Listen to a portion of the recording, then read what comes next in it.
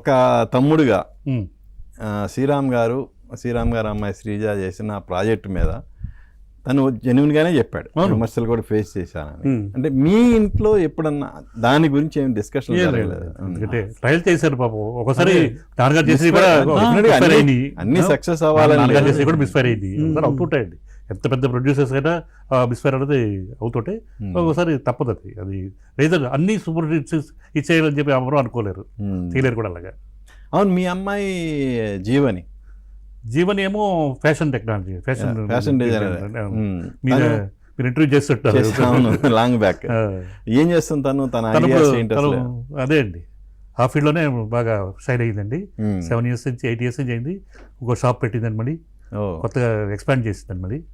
She is doing very very excellent business అండి. ఇప్పుడు cinema కంటే అదే బెటర్ అనుకున్నా. సినిమాకి రాలేదు, ఇప్పుడు నుంచి రాలేదు. రెండో పాప ఏమో డిజ్నీ హాట్స్టార్లో చేసింది, తర్వాత ఆహాలో చేసింది. షీఈస్ ఇంటూ మేఘన.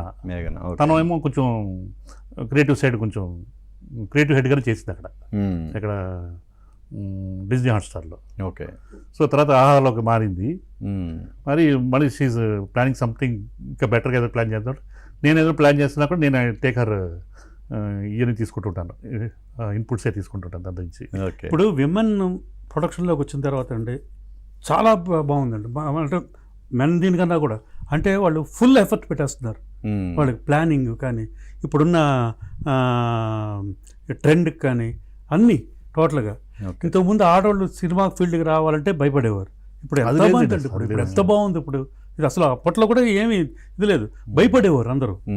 ఇప్పుడు ధైర్యంగా వస్తారు, ఎడ్యుకేటెడ్ అంటే తప్పని భావన ఉండేది అప్పట్లో.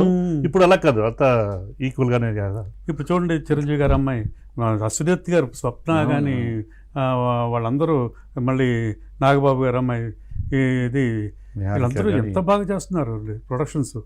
అది చాలా ప్లానింగ్ ఇదంతా కూడా. టెక్నికల్ టీమ్ లో కూడా చాలా మంది లేడీస్ ఇప్పుడు డైరెక్షన్ డిపార్ట్మెంట్ కానీ కెమెరా ఒకప్పుడు వచ్చేవారు కాదు ఎవరు.